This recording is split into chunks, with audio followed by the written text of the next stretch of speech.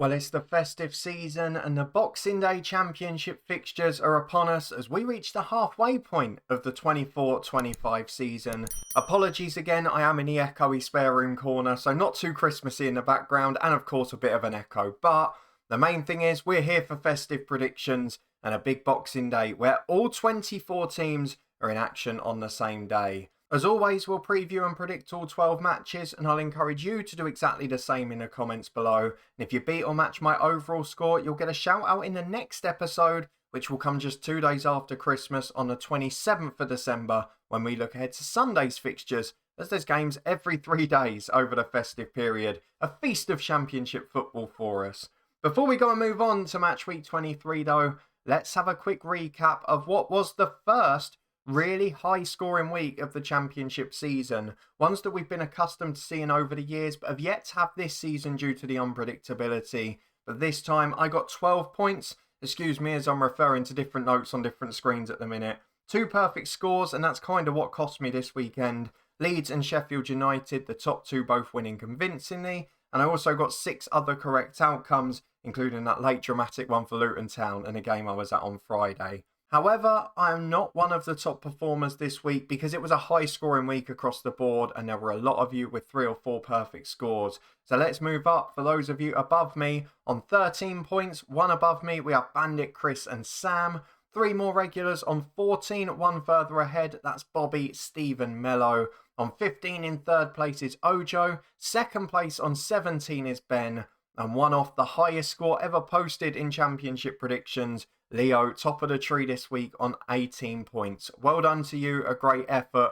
But now, it's all about Boxing Day. I'm sure a number of us are going to be laying across the sofa or in bed, full of Christmas food when it comes to the Boxing Day fixtures. Hopefully that won't apply to most of the players, and we will start with the 3 PM kickoffs. The first of which is Blackburn Rovers versus Sunderland. Sunderland up in 4th place and continued a new little unbeaten run and crucially turning some of those draws into victories. A 2-1 win against Norwich, a really important one for them. Joe Bellingham continued what has been a very good season for him. At home to Norwich, you've got to say, while it was a game we expected them to win, it wasn't a brilliant match. There weren't a lot of great chances. There wasn't a lot from both teams, which we perhaps expected given that both are so good going forward. However, Sunderland got the win, a really good result for them, and given that all the 3 above them won, really important for them to stay in that promotion mix.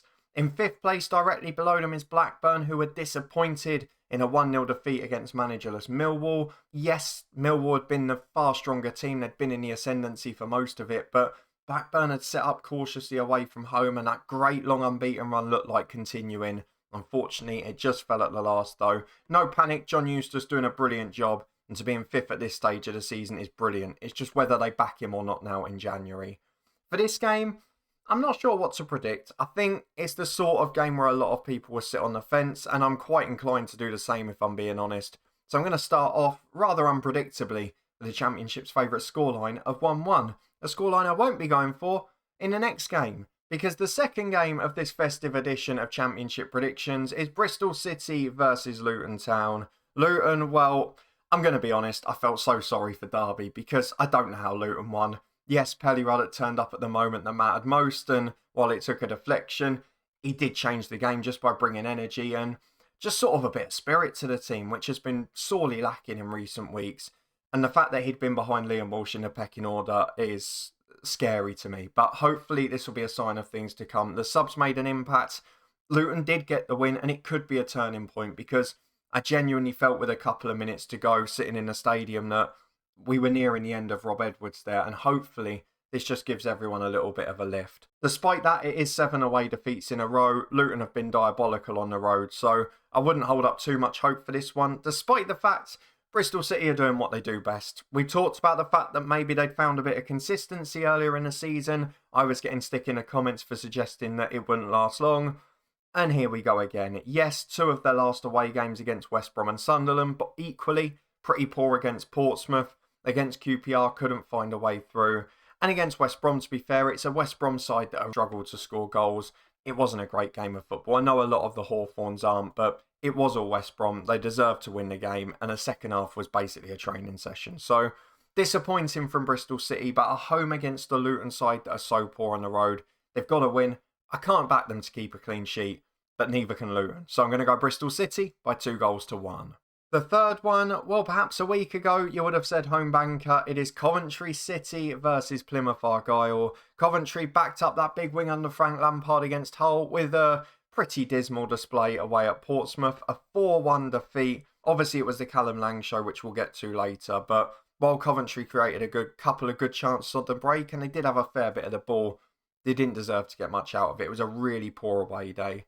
Plymouth stopped the rot, but they fall to the bottom of the table. How many times can you do it? They took the lead 3 times, gave it away 3 times. They have been playing better in the last few matches, but in this one, they had so many chances to put the game away. I think the clear-cut chances stat was at 6, and they just didn't make it happen. Probably the story that would have occurred with Middlesbrough for most of the early part of the season.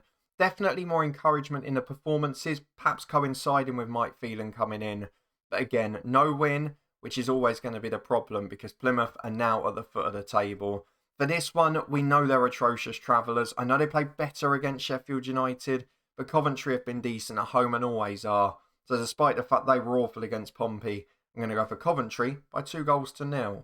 Next up, the side that drew with Plymouth, it is Middlesbrough, who are at home to Sheffield Wednesday. We'll start with Wednesday, who got a 2-0 win at home to Stoke. Sean Bernard sent off in the second half. Didn't create bundles of chances, but the ones they did were good, and they defended doggedly. They gave away a couple of opportunities, but it was just their day, and continues to be a good season for Danny Roll. Looking at the table, they're now probably one of 3 sides who are in a genuine chase for those playoff spots. So I know he had been linked with Southampton. They'll be delighted that that managerial vacancy is now filled. Whereas for Middlesbrough, it's just a little bit patchy, isn't it? The goals are coming now, but they can't stop them at the other end. We mentioned Plymouth had so many chances to put that game away. And while Borough did create a few on the break themselves, and they did have a little bit of ascendancy at times in that game, they'll be really concerned with the quality of chances they gave away.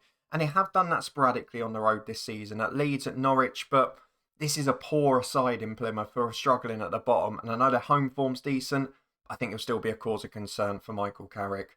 I think this game's going to be tight.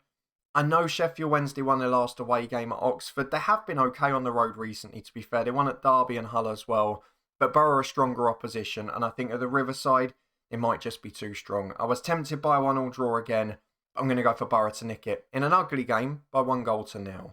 Let's move on to a game that looks like being a reunion. At the time of recording, it hasn't been announced, but it's all but certain that Alex Neil will be the new Millwall manager. They travel to Norwich City, the side that he probably made his name in English football with, having moved down from Hamilton. Norwich continued their very poor run with a 2-1 defeat away at Sunderland. They drop into the bottom half. And we mentioned this at the start of the season. While the style was probably going to be more entertaining under Thorpe, perhaps wasn't going to have the same level of success as Wagner, who got the most out of that team and played to the strengths of the defensive line he had at his disposal. Now, they're not going to be too concerned about the last 2, losing narrowly to Sunderland, albeit the red card, the lack of discipline cost them, and to Burnley as well. But after pretty poor performances away at Pompey and QPR, it will be a cause for concern. For Millwall, stopped the rot with a 1-0 win at home to Blackburn under interim management. Gotta say fair play to Neil Harris, who left them in a very good position. Saw out those couple of really difficult fixtures, so the new man wasn't going to face games that potentially would make them look bad before they started with Sheffield United, Borough, etc.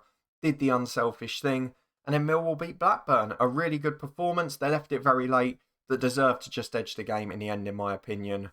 And this game becomes hard to predict. We've mentioned Norwich missing key attacking players at times, and signs, of course, getting man-marked now, and there's not those other outlets. We've mentioned it a few times. I think this game will be tight. Millwall very rarely score or concede more than 1. And Norwich are struggling for goals. So I'm going to sit on the fence with this one. I'm going to go for the Championship's favourite scoreline. But equally, I could see either side nicking this 1-0. Wouldn't shock me either way. A huge game at the bottom follows next, as it's 23rd at home to 22nd. Oxford United versus Cardiff City. Oxford beaten heavily at Leeds with Gary Rowett watching in the stands. We did our manager special on Friday. You can find that up in the eye above to see what we think of his appointment. But this is where the business really starts. We talked about those first few games he's got. Cardiff, Plymouth coming up a couple of times. Huge games at the bottom against sides in and around them. And with Cardiff well out of form, taking the option to keep the interim to the end of the season, it doesn't seem to be working out. This is almost a must-win game for both sides because you look at this festive period and think, get a win under your belt, you stay in the mix, no matter what happens the other two. Oxford have got to stop shipping goals. Since those early games at home where they were excellent, it has just fallen away defensively. For Cardiff, they just concede 2 every game, and the only question is whether they can score or not. I'm not sure they will in this one. I think Gary Rowett will have the team set up to be a bit more sturdy for Oxford. And I think Cardiff are one of the worst formed teams in the Championship at the minute. So if Oxford get any sort of new manager bounce, I'm going to go for them to win by 2-1. On to two sides that will be looking over their shoulder, hoping one of the last two don't win. It is Preston North End versus Hull City, 18th v 21st. Hull City finally got a win, 13 games in waiting at home to Swansea City. Swansea perhaps had a couple of the better chances in the game, but Hull were trying to be the aggressors. And in the end, they got their reward late on and managed to cling on, which is crucial. For Preston, we mentioned they were improving, but then a really poor performance away from QPR. Of course, it was sort of petering out into a draw until the Liam Lindsay red. They then gave away the late goals to Jimmy Dunn. But QPR were the better team throughout, and Preston didn't really have any sort of attacking intent. It almost reminded you a bit more of those Ryan Lowe performances where they just couldn't get out. And in the end, if QPR had a better goal scorer, if they'd had that ruthless edge, they probably could have won by 3 or 4. It was that sort of game.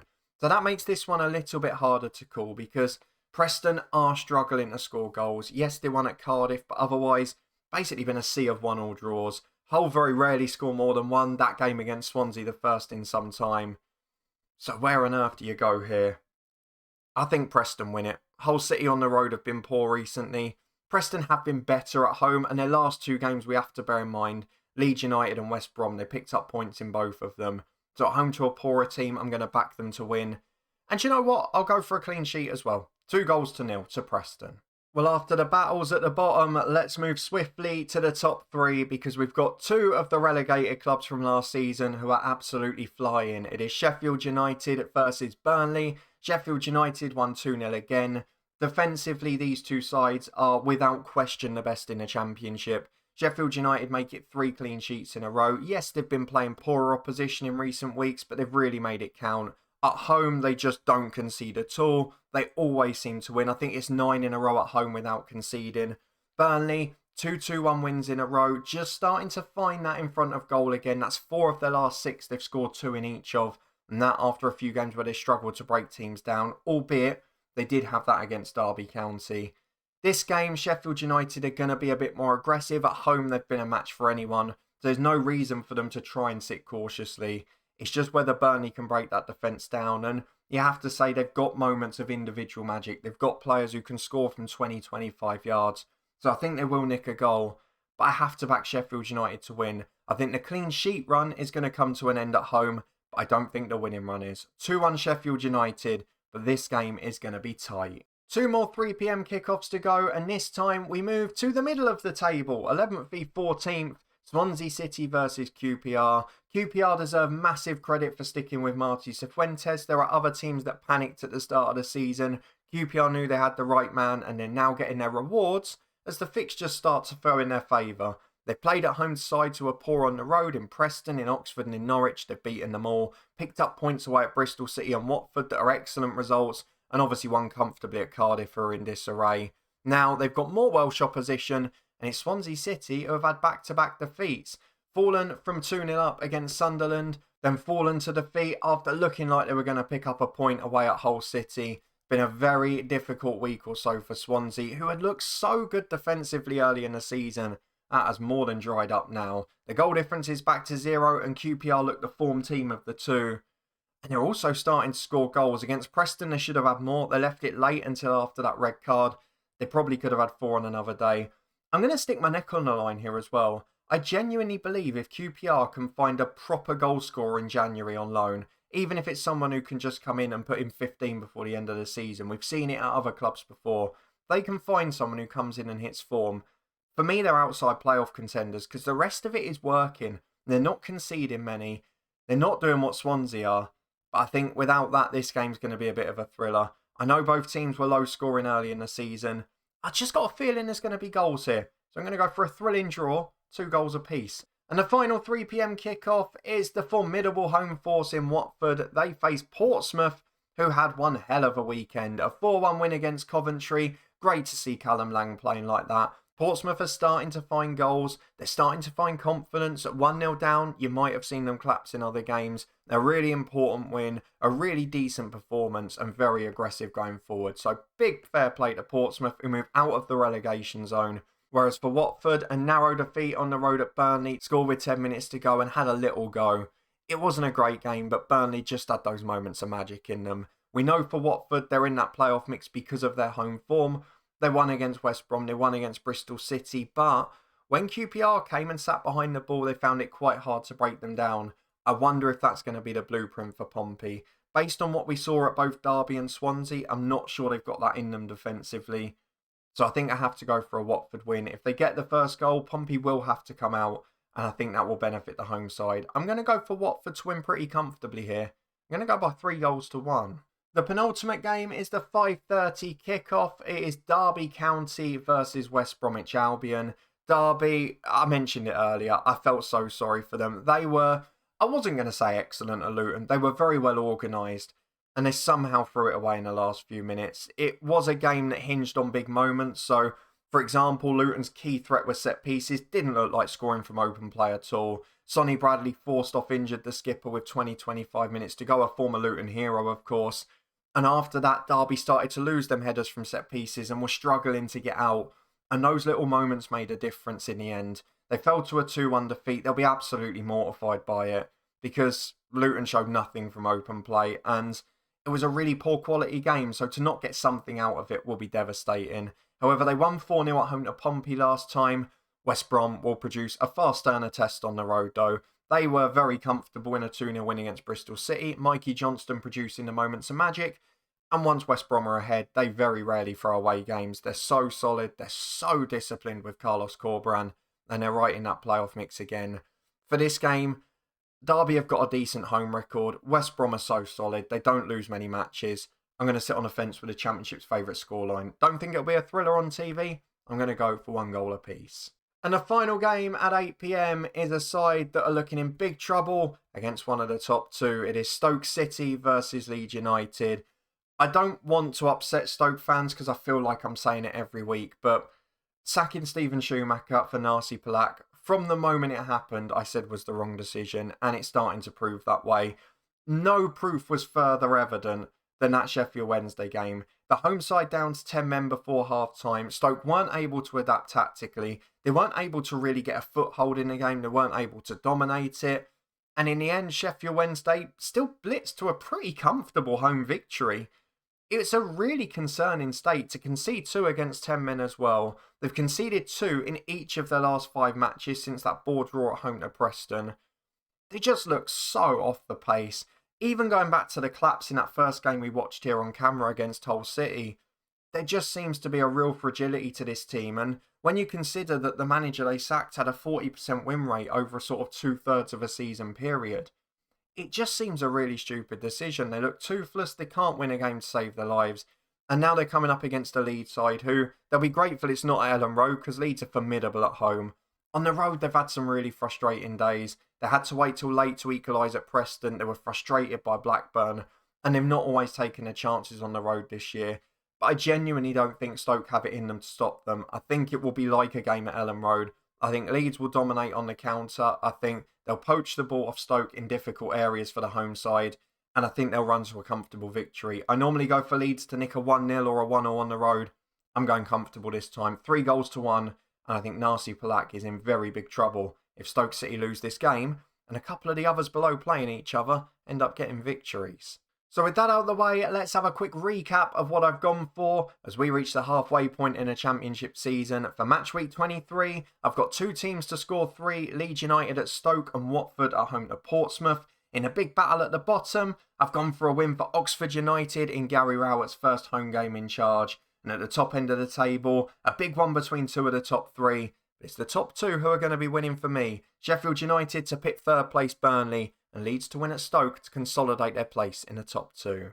Those are just my predictions for match week 23 though. Do you agree or disagree? Let me know in the comments below and give me your predictions for the Boxing Day fixtures. If you beat or match my overall score, you'll get a shout out when we return on the 27th to look ahead to Sunday's fixture list on the 29th of December. And of course, it looks like in the next day or so, we may well have a Millwall manager special as well. Thank you very much for coming along as always. If you enjoyed it, please do chuck a thumbs up on the video, subscribe to make sure you don't miss any of that stuff, and turn the notification bell on to make sure you get alerts for every episode. Thank you very much for watching. Have a very happy festive period, and I'll see you again just after the festivities as we return to look ahead to Sunday's games.